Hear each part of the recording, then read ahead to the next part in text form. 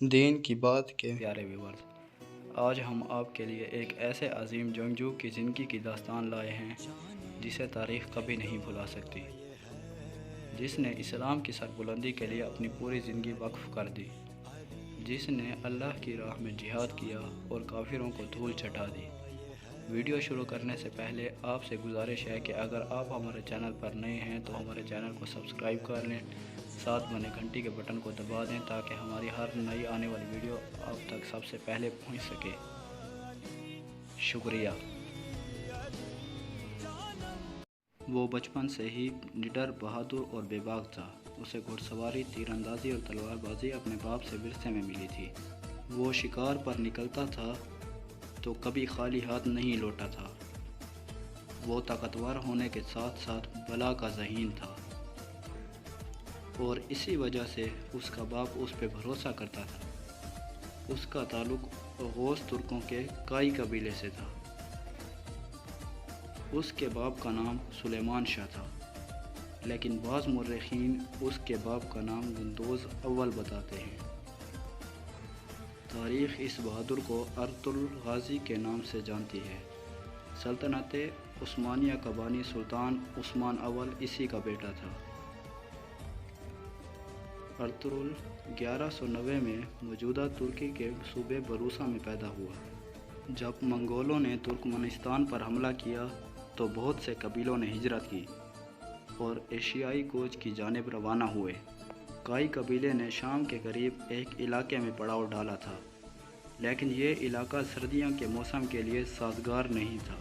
اس لیے ارطغرل کا باپ سلیمان شاہ چاہتا تھا کہ جلد از جلد کسی بہتر مقام کی جانب ہجرت کی جائے۔ اس کے لیے اس نے ارطغرل کو حلب بھیجنے کا فیصلہ کیا، جہاں پر سلطان صلاح الدین ایوبی کے جانشین حکومت کر رہے تھے۔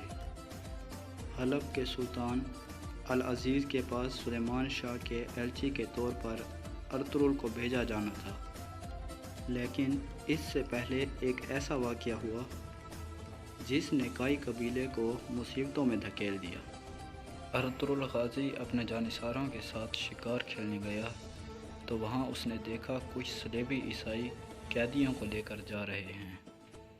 اس نے قیدیوں کو بچا لیا اور صلیبیوں کو قتل کر دیا، جبکہ قیدیوں کو قبیلے میں لے آیا۔ صلیبیوں سے جھڑپ میں اس نے اناطولیہ پر قابض صلیبی سردار تیتوش کا بھائی بھی قتل کر دیا، جس کے بعد صلیبی کائی قبیلے کے دشمن ہو گئے، جبکہ جو قیدی وہ ساتھ لایا تھا ان میں ایک بوڑھا شخص اور اس کی ایک بیٹی اور بیٹا تھا۔ یہ شخص رومی سلجوق شہزادہ غیاث الدین تھا، جسے شہزادہ نعمان بھی کہا جاتا ہے۔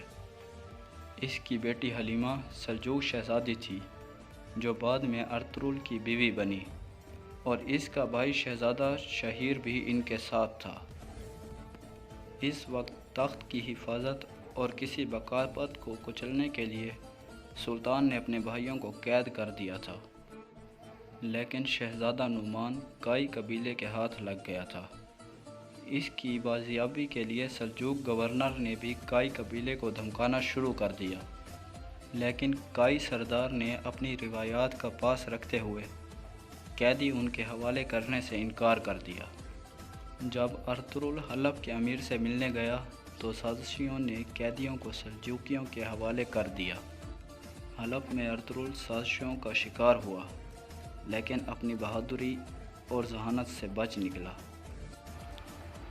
ارطغرل نے جو علاقہ سلطان سے حاصل کیا وہ صلیبیوں کے قلعے کے نزدیک تھا، اور اس میں رہنے کا مطلب تھا کہ موت کے منہ میں چلے جانا۔ قبیلے کے سرداروں نے مخالفت تو کی، لیکن سلیمان شاہ نے ہجرت کی اور قبیلہ اناطولیہ کی سرحد پر آباد ہو گیا۔ تیتوش نے اپنے بھائی کا بدلہ لینے کے لیے ان پر حملہ کیا۔ کائی قبیلے نے ارطغرل کی قیادت میں ان کے قلعے پر حملہ کر دیا۔ کائیوں نے صلیبی قلعہ فتح کر لیا۔ 1225 میں سلیمان شاہ کے انتقال کے بعد قبیلے کی سرداری کا مسئلہ سامنے آیا، لیکن اس سے قبل کہ کوئی فیصلہ ہوتا، منگول ان پر حملہ کر چکے تھے۔ 1230 میں منگول تاتاری چنگیز خان کی قیادت میں چین اور ایران فتح کر چکے تھے۔ منگولوں کی شاہی کوچک کا سربراہ نویان تھا۔ اس نے تمام ترک قبیلوں پر حملہ کیا اور انہیں رونتا چلا گیا۔ اس نے کائی قبیلے پر بھی حملہ کیا اور قبیلے کو آگ لگا دی۔ قبیلے کے لوگوں نے مشکل سے جان بچائی اور ارطغرل کی والدہ ہائمہ خاتون اور بھائی گلدارو کی قیادت میں اپنے دوست قبیلے دودرگا چلے گئے۔ دودرگا قبیلے کا سربراہ ارطغرل کا ماموں تھا۔ اس نے ان کو رہنے کی جگہ دی اور ان کی مدد کرنے کا فیصلہ کیا۔ ارطغرل نے منگولوں کے خلاف لڑنے کا فیصلہ کیا، لیکن قبیلے کے عمائدین اور اس کے ماموں اور بھائی نے اس کی مخالفت کر دی، لیکن وہ خاموش رہنے والا نہیں تھا۔ اس کی دور اندیشی نے اسے بتا دیا تھا کہ منگول سکون نہیں کریں گے اور سب کچھ تباہ کر دیں گے۔ اس نے اپنی بیوی حلیمہ کو سلطان علاؤالدین کے خبرباد کے پاس بھیجنے کا فیصلہ کیا تاکہ وہ سلجوق ریاست میں مقیم ہو سکے اور منگولوں کے خلاف جنگ بھی کر سکے۔ ارطغرل جلد از جلد سلجوق ریاست میں جانا چاہتا تھا۔ اس کے لیے اس نے اناطولیہ کے مغرب کے قریب ایک علاقے کا انتخاب کیا۔ نویان کے خلاف جنگ کے دوران ارطغرل کو سخت پریشانیوں کا سامنا کرنا پڑا۔ اس کے ماموں کی وفات کے بعد اس کا ماموں زاد دودرگا قبیلے کا سردار بن گیا، لیکن وہ اپنی سوتیلی ماں اور غداروں کے ہاتھوں کٹ پتلی بن چکا تھا۔ ارطغرل کے قبیلے کے سردار کا انتخاب کیا گیا تو اس کے بھائی گلدارو نے سرداروں کو پیسے دے کر ساتھ ملایا اور سردار بن گیا۔ اس کا سردار بننے کا مقصد تھا کہ وہ ارطغرل کو اناطولیہ جانے سے روک سکے۔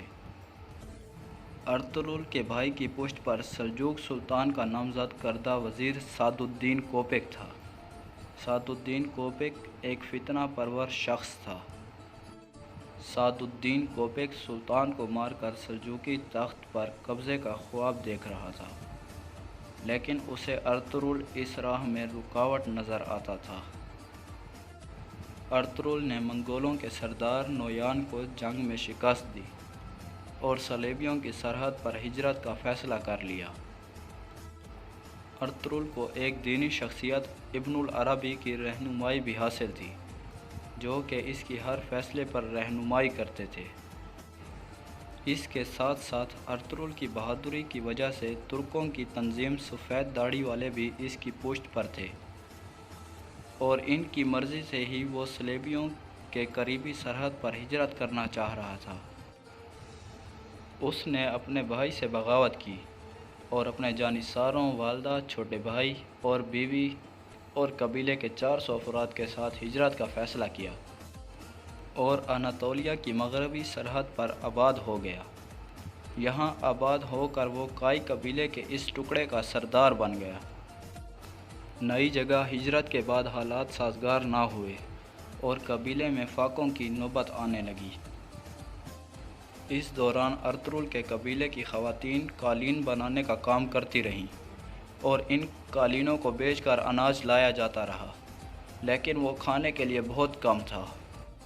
مغربی سرحد پر اس کا سب سے بڑا حریف چاودار قبیلہ تھا، جس کے سردار جامدار بیگ کے بیٹے اورال نے ارطغرل کی مخالفت کی اور اس کے قالینوں کے قافلے پر حملہ کر کے اس کے متعدد سپاہی قتل کر دیے اور اس کے ساتھ ساتھ تمام مال جلا دیا، جس کے بعد اس کے قبیلے پر مزید مصیبتیں ٹوٹ پڑیں۔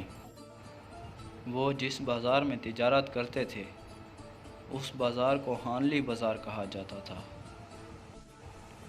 یہ بازار آج بھی ترکی میں ہانلی بازار کے نام سے موجود ہے۔ اس کا مالک سمون قسطنطنیہ کے صلیبیوں کا جاسوس تھا۔ جب ارطغرل کو معلوم ہوا تو سفید داڑھی والوں نے اسے اس جاسوس کو ختم کرنے کا حکم دیا۔ ارطغرل نے اپنے سپاہی نور گل کے ساتھ مل کر اس کو بے نقاب کیا اور اس کے خلاف جنگ کر کے ہانلی بازار پر قبضہ کر لیا۔ اس نے چودار قبیلے کے سردار کے بیٹے اورال سے بھی انتقام لینے کا فیصلہ کیا، لیکن امیر سعد الدین کوپیک نے مداخلت کی اور اسے بچا لیا۔ امیر سعد الدین چونکہ اس علاقے کا سردار اعلیٰ تھا، اس لیے اس کی بات کا ماننا ضروری تھا، لیکن ارطغرل اس کو خاطر میں نہیں لاتا تھا۔ اس دوران سلطان علاء الدین کے خببات کا اس علاقے سے گزر ہوا تو اس نے حانلی بازار کے رومی اور عیسائی تاجروں سے جب ارطغرل کی ایمانداری اور بہادری کا تذکرہ سنا تو وہ اس سے بہت متاثر ہوا۔ امیر سعد الدین نے سلطان کو ورغلایا کہ ارطغرل ریاست کے اندر ریاست بنا رہا ہے اور حانلی بازار کو سلطنت کو دینے کی بجائے اس پر خود قابض ہو گیا ہے۔ لیکن سلجوق سلطان پہلے ہی ارطغرل کا مدعا ہو چکا تھا اور ترکوں کی روایت کے مطابق تلوار سے حاصل کی گئی جگہ اس کی ملکیت ہوتی ہے۔ سلطان نے ارطغرل کو اس سارے علاقے کا سردار اعلیٰ بنا دیا اور سعد الدین کو واپس کونیا بلا لیا۔ سردار اعلیٰ کے ساتھ ساتھ اس نے ارطغرل کو کاراچائسار قلعہ فتح کرنے کا بھی حکم دیا، کیونکہ انہوں نے سلطان پر حملہ کرنے کی کوشش کی تھی۔ سلطان نے اس سے وعدہ کیا کہ وہ جلد اپنی ایک فوج اس کی مدد کو بھیجے گا۔ السلام علیکم۔ Ertugrul Ghazi part 2۔ دوستوں، جیسا کہ آپ نے دیکھا پارٹ 1 میں ارطغرل نے کیسے اسلام کے دشمنوں کے خلاف اپنی جدوجہد جاری رکھی اور جگہ جگہ اسلام کا پرچم لہرایا۔ اب وہ قلعے پر حملہ کرنے کے لیے سلطان کی فوج کا انتظار کر رہا تھا۔ ان سب جنگوں میں چودار قبیلے کا اورال بے ارطغرل کے خلاف رہا، مگر اس کا بھائی الیار اور بہن اسلحان نے ارطغرل کا ساتھ دیا۔ الیار جاں فشانی سے لڑتے ہوئے شہید ہو گیا۔ اس کے بھائی اورال کو ارطغرل نے بغاوت کے جرم میں قتل کر دیا۔ اس کی بہن اسلحان کو قبیلے کی سربراہ بنا دیا گیا اور ارطغرل نے اپنے سب سے بہترین دوست، جسے نور گل بھی کہا جاتا ہے، اس سے اس کی شادی کروا دی۔ لیکن یاد رہے، نور گل کی پہلی بیوی منگولوں کے حملوں میں زندہ جلا دی گئی تھی۔ یوں دونوں قبیلوں میں دوستی کی فضا پیدا ہو گئی۔ اس دوران ایک جھڑپ میں قلعے کا کمانڈر بیس لیوس ارطغرل کے ہاتھوں مارا گیا اور نیکیا کے شہنشاہ نے آرس کو گورنر بنا کر بھیجا۔ آرس نے ارطغرل کی طرف دوستی کا ہاتھ بڑھایا اور جنگ روک دی، لیکن امیر سعد الدین کوپیک اور چودار قبیلے کی دوسری شاخ کے سردار بہادر بے کے ساتھ مل کر اس نے ارطغرل کے خلاف سازشیں شروع کر دیں۔ اس نے ارطغرل کے بیٹے کو بھی قید کر لیا اور بہادر بے کی سازشوں میں مدد کی۔ ارطغرل نے بہادر کو قتل کر دیا اور چودار قبیلے کا نیا سردار اسلحان کے شوہر نور گل کو بنا دیا۔ اس سے نمٹ کر ارطغرل نے سلطان کی فوج کا انتظار کیے بغیر ہی اپنے سپاہیوں کے ساتھ مل کر قلعے پر حملہ کیا اور قلعے پر قبضہ کر لیا۔ قلعے کا گورنر آرس اپنی جان بچا کر بھاگ گیا اور قلعے پر سلجوق سلطنت اور کائی قبیلے کا پرچم لہرا دیا گیا۔ کاراچائسار قلعہ اور حانلی بازار فتح کرنے کے بعد ارطغرل کا ہر طرف چرچا ہونے لگا۔ ارطغرل نے قلعے میں اپنے بھائی سارم کو نائب مقرر کیا اور سعد الدین کوپیک کی سازشوں سے سلطان کو آگاہ کرنے کونیا چلا گیا۔ کونیا میں سلطان کو اس نے امیر سعد الدین کوپیک کے خلاف ثبوت دیے، لیکن وہ سازشی اپنی جان بچانے میں کامیاب ہو گیا۔ 1237 میں اس نے سلطان علاء الدین کیقوباد اور اس کے نامزد جانشین شہزادہ خلیج ارسلان کو قتل کروا کر غیاث الدین کیسو کو سلجوق سلطان بنا دیا۔ سلطان کے قتل کا الزام ارطغرل پر لگا دیا اور اسے قید میں ڈال دیا گیا۔ ارطغرل کو قید میں ڈالنے کے بعد سلطنت پر امیر سعد الدین کوپیک کا قبضہ ہو گیا۔ اس نے کاراچائسار قلعے اور اس علاقے سے ارطغرل کی سرداری ختم کروا دی اور گنال نامی قلعہ دار کو سردار اعلیٰ اور قلعہ کا نگران بنا دیا۔ لیکن جب سلطان غیاث الدین کو معلوم ہوا کہ اس کے باپ کو ارطغرل نے نہیں بلکہ اس کی ماں کے ساتھ مل کر سعد الدین کوپیک نے قتل کروایا ہے، تو اس نے ارطغرل کو دوبارہ سردار اعلیٰ بنایا اور ارطغرل کو آزاد کروا دیا۔ سلطان غیاث الدین نے امیر سعد الدین کو قتل کرنے کا حکم جاری کیا اور ارطغرل کو یہ ذمہ داری سونپی۔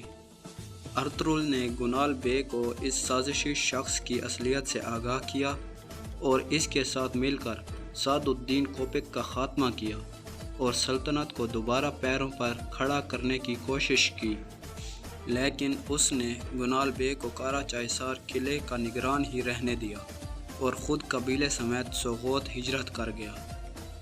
سوغوت وہی علاقہ تھا جو اس کی بہادری سے خوش ہو کر سلطان علاء الدین نے اسے عنایت کیا تھا اور آزادی دی تھی کہ وہ چاہے تو ارد گرد کے علاقے فتح کر کے اپنی جاگیر بڑھا سکتا ہے۔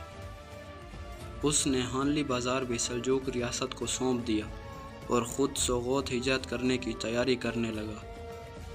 اس دوران اختائی خان نے دوبارہ اناطولیہ پر حملہ کرنے کا اعلان کیا اور نویان کو یہ کام سونپا گیا کہ وہ یا تو سلطان غیاث الدین کو اطاعت پر راضی کرے یا پھر اناطولیہ کو تباہ و برباد کر دے۔ نویان نے جب سلطان غیاث الدین کو دگنا لگان اور اطاعت کا حکم دیا تو اس نے صلح نامہ دے کر ارطغرل کو نویان کے ساتھ اختائی خان کے پاس سفیر بنا کر بھیجا۔ ارطغرل کی غیر موجودگی کا فائدہ اٹھاتے ہوئے نویان کی بہن نے کائی قبیلے پر حملہ کرنے کا منصوبہ بنایا، لیکن وہ کامیاب نہ ہو سکی اور نویان کی بہن ماری گئی۔ ادھر جب ارطغرل اختائی خان کے پاس پہنچا تو اس نے امن معاہدے پر مہر لگا دی اور 2 سال کے لیے سلجوقوں کو مہلت مل گئی، لیکن اسی دن اختائی خان مارا گیا اور اس کی موت کا ذمہ دار ارطغرل کو قرار دیا گیا، لیکن وہ بھاگ نکلنے میں کامیاب ہو گیا۔ نویان نے اس کا تعاقب کیا لیکن ناکام رہا۔ نویان واپس چلا گیا اور اختائی خان کے بیٹے کدن خان کو، جو اس کا جانشین تھا، اسے اناطولیہ پر حملہ کرنے کے لیے تیار کیا، جس کے نتیجے میں 1243 کو سیدہ کی جنگ لڑی گئی۔ ارطغرل جب واپس قبیلے پہنچا، اس نے سوغوت جانے کے لیے قبیلے کو تیاریاں شروع کرنے کا حکم دیا۔ اس دوران سوغوت کی سرحد پر موجود قلعے کے گورنر نے اس کے سپاہیوں پر حملہ کیا اور اس کے جوابی حملے میں اس نے قلعے کے گورنر کو مار دیا اور قلعے پر قبضہ کرنے کا فیصلہ کیا، لیکن عین اس وقت نیکیا کے شہنشاہ کا بیٹا پرنس تھیونر بذات خود اس کے پاس آیا اور اس سے شہنشاہ کی جانب سے معذرت کی اور دوستی کا ہاتھ بڑھایا، جس کے بعد سوغوت میں صلیبیوں کی جانب سے خطرہ ٹل گیا اور اس نے قبیلے سمیت سوغوت ہجرت کر لی، جو کہ اب ارطغرل غازی کی جاگیر تھا۔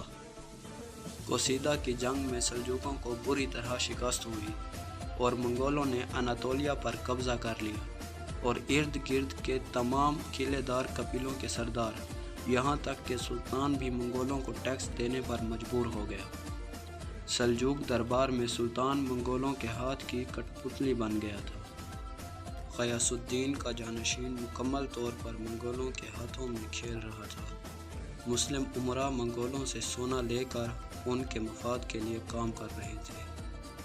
سلطان کے بڑے بیٹے عزاء الدین کے کاؤس نے منگولوں سے بغاوت کی، لیکن اس کا ساتھ دینے والا کوئی نہیں تھا، اس لیے اس نے نیکیا میں جا کر پناہ لی اور اس کا بھائی رکن الدین کلیج ارسلان سلطان بن گیا۔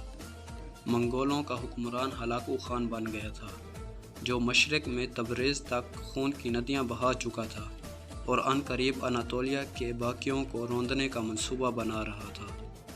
اس دوران ارطغرل نے سوغوت میں اپنا قبیلہ بسا لیا اور منگولوں کے خلاف جدوجہد جاری رکھی، لیکن یہ جدوجہد ظاہری نہیں تھی۔ ظاہری طور پر وہ منگولوں کو ٹیکس دیتا تھا، لیکن اندرونی طور پر وہ منگولوں کے خلاف ایک بڑا منصوبہ تیار کر رہا تھا۔ اس نے مصر کے مملوک سلطان ملک الظاہر رکن الدین بیبرس اور چنگیز خان کے پوتے برقہ خان، جس نے اپنے قبیلے کے ساتھ اسلام قبول کر لیا تھا اور منگولوں کے خلاف جنگ جاری رکھے ہوئے تھا، اس کے ساتھ مل کر ایک منصوبہ بنایا۔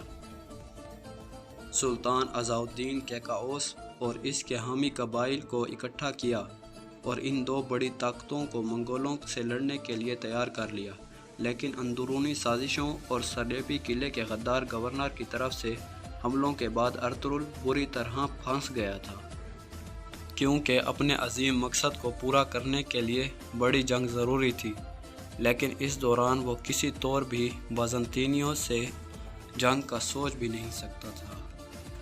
منگولوں کی شہرت جاری تھی، جبکہ کئی قبیلے کے لوگ ان سے مل چکے تھے۔ ارطغرل کا سوغوت سے کنٹرول ختم کرنے کے لیے سلجوق وزیر بہاؤالدین نے امرولو قبیلے کو سوغوت میں بسانے کا فیصلہ کیا۔ امرولو قبیلے کا سربراہ ارطغرل کے خلاف تھا، لیکن اس کی بیٹی ارطغرل کو پسند کرنے لگی۔ بعد میں ارطغرل نے اس سے شادی کر لی۔ صلیبی باغیوں نے قلعے پر قبضہ کر لیا۔ ان کا سربراہ کمانڈر ڈریگوس تھا، جو ارطغرل کو سوغوت سے نکالنا چاہتا تھا۔ اس نے امرولو قبیلے کے سردار کو قتل کر کے اس کا الزام ارطغرل کے بیٹے گندوز الب پر لگا دیا، جس کے بعد دونوں قبیلوں میں لڑائی کا اندیشہ ہونے لگا۔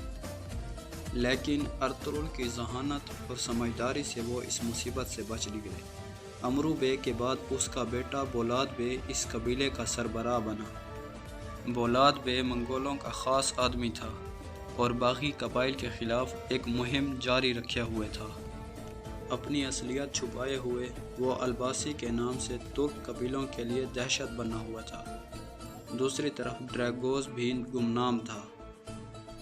ارطغرل کو دو گمنام دشمنوں کا سامنا تھا اور وہ دونوں اس کی نظروں کے سامنے تھے، یعنی الباسی بولاد بے کے روپ میں اور ڈریگوس سوغوت کے کلیسا میں زنگوج کے روپ میں۔ الباسی نے ارطغرل کے بھائی گلدارو کے قبیلے کو بھی تباہ کر دیا اور وہ اپنی جان بچا کر پہاڑوں میں روپوش ہو گیا تھا۔ ارطغرل کے سامنے نادیدہ دشمن تھے اور ایک عظیم مقصد اس کا منتظر تھا۔ اس دوران وہ کسی طور ان معمولی دشمنوں کو نظر انداز نہیں کر سکتا تھا۔ ارطغرل نے منگولوں کے دو سرداروں کو قتل کر دیا جو اس کے قبیلے پر حملہ آور ہوئے تھے۔ ان کی موت کے بعد ہلاکو خان کا بھائی ایروکوبوگا اس کے مقابلے کے لیے سوغوت آ گیا۔ اس نے الباسی کی مدد لی اور ارطغرل کے خلاف جال بننے شروع کیے، لیکن ارطغرل ایک بار پھر اپنی ذہانت سے بچ نکلا۔ اس نے ڈریگوس کو بے نقاب کیا اور اسے قتل کر دیا۔ الباسی بھی جب کھل کر ارطغرل کے سامنے آیا تو اس کے بھائی گلدارو کے ہاتھوں مارا گیا۔ ارطغرل ان دشمنوں سے نمٹنے کے بعد مغرب میں برقہ خان سے ملاقات کے لیے چلا گیا۔ ایروکوبوگا کو جب اس بات کا علم ہوا تو وہ اس کے پیچھے چلا گیا۔ ارطغرل نے برقہ خان کے غدار وزیر کو بے نقاب کیا اور ایروکوبوگا بھی برقہ خان کے ہاتھوں مارا گیا۔ ارطغرل نے برقہ خان کے ساتھ مل کر منگولوں سے جنگ کی۔ اس نے برقہ خان کو یقین دلایا کہ جب وہ منگولوں پر حملہ کرے گا تو اناطولیہ کے ترک اس کے شانہ بشانہ ہوں گے، جبکہ سلطان ظاہر بیبرس بھی اپنی فوج کے ساتھ ان کے ساتھ شامل ہو جائے گا۔ ارطغرل واپس قبیلے آ گیا اور اپنے چھوٹے بھائی دھندار بے کو قائم مقام بنا کر اس جنگ کے لیے روانہ ہو گیا۔ اس جنگ میں منگولوں کو شکست ہوئی۔ لڑائی کے دوران ہی ہلاکو خان بیمار ہو گیا اور بیماری سے چل بسا۔ مسلمانوں کو فتح نصیب ہوئی۔ بغداد سے خلافت عباسیہ کے خاتمے کے بعد خلافت عباسیہ قاہرہ منتقل ہو گئی۔ سلطان بیبرس بھی واپس مصر چلا گیا اور ارطغرل جنگ سے غازی بن کر لوٹا، اسی لیے غازی اس کے نام کا حصہ بن گیا۔ 1280 میں 90 سال کی عمر میں سوغوت میں فوت ہوا اور اسی شہر میں اس کا مقبرہ تعمیر کیا گیا۔ ارطغرل غازی کی بہادری اور شجاعت اور فروغ اسلام کی خاطر جدوجہد کی نشانی کے طور پر ترکمانستان میں اس کے نام پر ایک مسجد بھی تعمیر کی گئی ہے۔